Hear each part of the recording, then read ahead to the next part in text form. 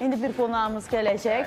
O da maşallah illərdir həm idmanı ilə məşğul olur, həm musiqidən axsatmır özünü, həm aparıcı kimi, həm showman kimi, həm stand-upçı kimi uğurları olan və bizə də çox doğma olan dostlarımızdandır ki, uzun müddətdir biz görüşmürük. Səhv etmirəmsə, keçən mövsüm bir dəfə qonağımız olmuşdu. Bugün yenə bizimlə bərabərdir. Gülüş günündə onun öz gülüş töhfələri olacaq və başına gələnlərdən danışacaq. Sizə də, bizə də. Elə isə gəlsin, buyursun Fəqan Məmmədov.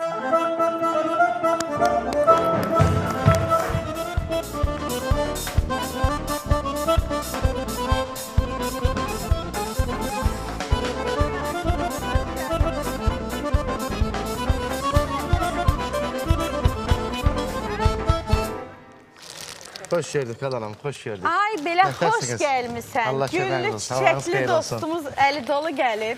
Maşallah. Maşallah Gündüz, nə tərsiniz? Təşəkkür, buyurun, siz bu işə baxın. Sabahınız xeyir olsun. Tamaşaçılarımı da salamlayıram. Bayramınız da mübarək olsun inşallah. Tüm xalqımızla bayramı təbrik edirəm. Sizlə bahəm.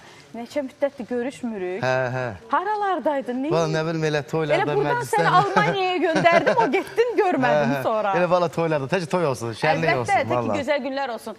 Danışacağıq, söhbət edəcəyik. Amma ifasını alaq mı Fəqanın? Eşidək bir. Buyur Fəqan.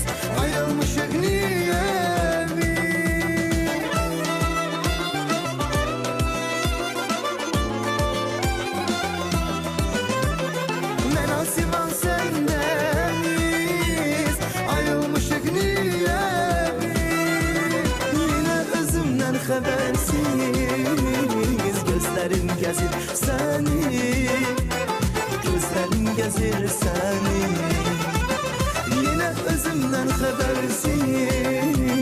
Gözlərim gəzir səni, gözlərim gəzir səni, gözlərim gəzir səni, gözlərim gəzir səni.